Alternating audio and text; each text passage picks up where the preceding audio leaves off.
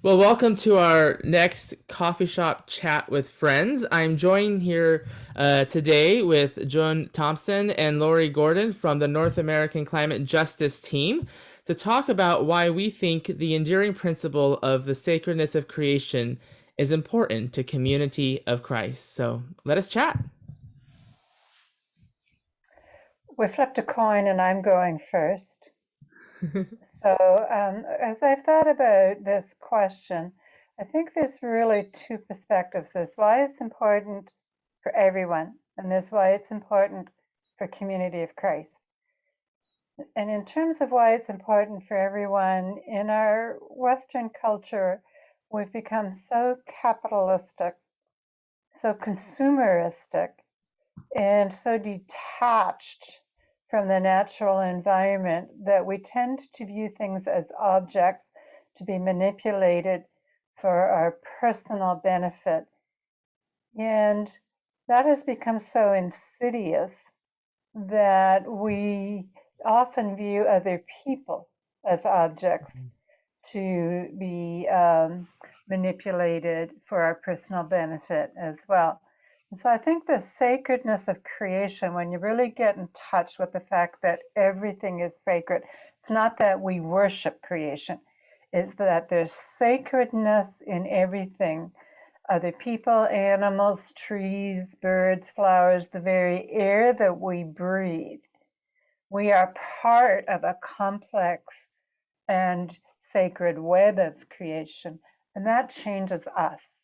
That changes everything about us and how we interact with everything else. So I think that's a really profound shift and very important shift.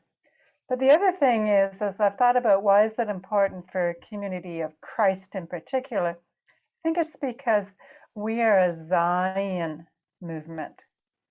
We are a movement that focuses not on, some possible salvation in some future life, but in bringing peace and justice and Zionic conditions into this earth and this time and this people. And so I think that that focus on sacredness of creation really deepens our ability to work on that Zionic longing. So this morning I got up and sat in the quiet and watched aspen leaves quaking in the wind and having a conversation with the sky and thinking about this question, thought, how could anyone think creation's anything other than sacred? But the fact is that there have been theologies, including and especially Christian theologies, that have said matter and spirit are two separate things, and therefore matter is evil and spirit is good, unlike what it says in the first chapter of Genesis.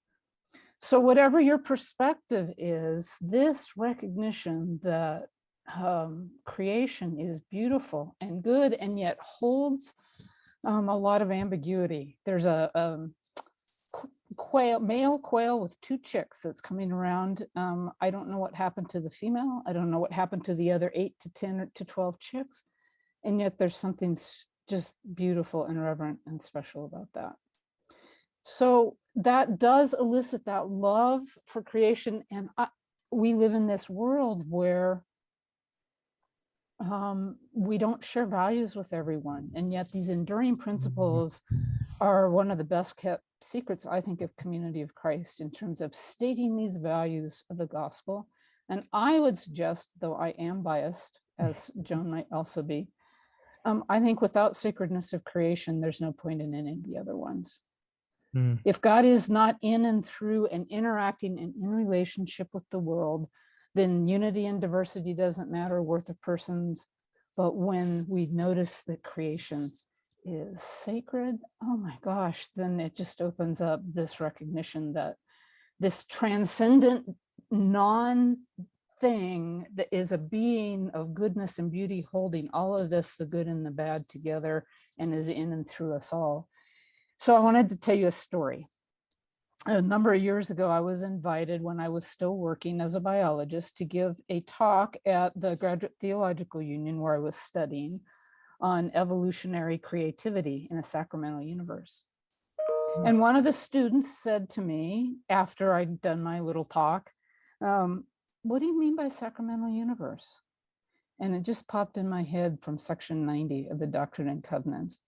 Spirit and matter inseparably connected brings a fullness of joy. And you should have seen the eyes light up around the room.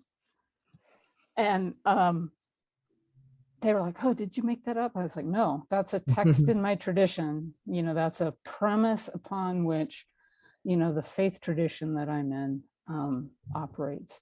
And section 85, Christ is in and through all things, Colossians, and yet Christ is the one holding all of it in unity, holding all that interdependence in one great flow of wholeness where none of us are God and yet all of us have God in and through us and being held by us. And so, you know, I always like to say, if the creation is that place where the Spirit of God is making the whole more than all the individual parts. And then that brings us in this day and age when we are deteriorating, pulling apart, separating, destroying the very fabric of creation. It is incumbent on us as Christians, as persons of any faith, and particularly as community of Christ, to say, if God is this goodness holding all this together and we're destroying it to me there's an ethical imperative, a moral imperative to be engaged in anything we can do in terms of lifestyle and advocacy, anything we can do to celebrate and protect and preserve this sacred creation. Yes. Well, I will just wrap up this chat then. I think that's a great leading point to share this. I wanted to wrap it up with just kind of grounding us back in that Community of Christ tradition of Scripture. And I remember I was at the 2007 World Conference, and what became Doctrine and Covenants 163 was shared, and being on the edge of my seat for the entire reading of the Words of Counsel. But I was just really struck, of course, with what it said about the earth. And so it shares with us, it counsels us that the earth, lovingly created as an environment for life to flourish, shudders in distress because creation's natural and living systems are becoming exhausted from carrying the burden of human greed and conflict. Humankind must awaken from its illusion of independence and unrestrained consumption without lasting consequences. So just the words of like exhausted and awaken and unrestrained just really capture me. And I think it's an important scripture to, always to ground us in, and one that I remember when I'm maybe making the decisions that are not the best for the earth. And I do remember that, kind of that passage. So, well, I want to thank you both for joining me for this just brief chat today for this worship experience. And our next coffee shop chat with friends will be in a couple of weeks, and it will be focused on the enduring principle of responsible choices. Which is probably a good one to follow up Sacredness of Creation, actually. So with Amen. that, thank you both for joining for this conversation. Thanks for having us, Sean. Thanks, Sean.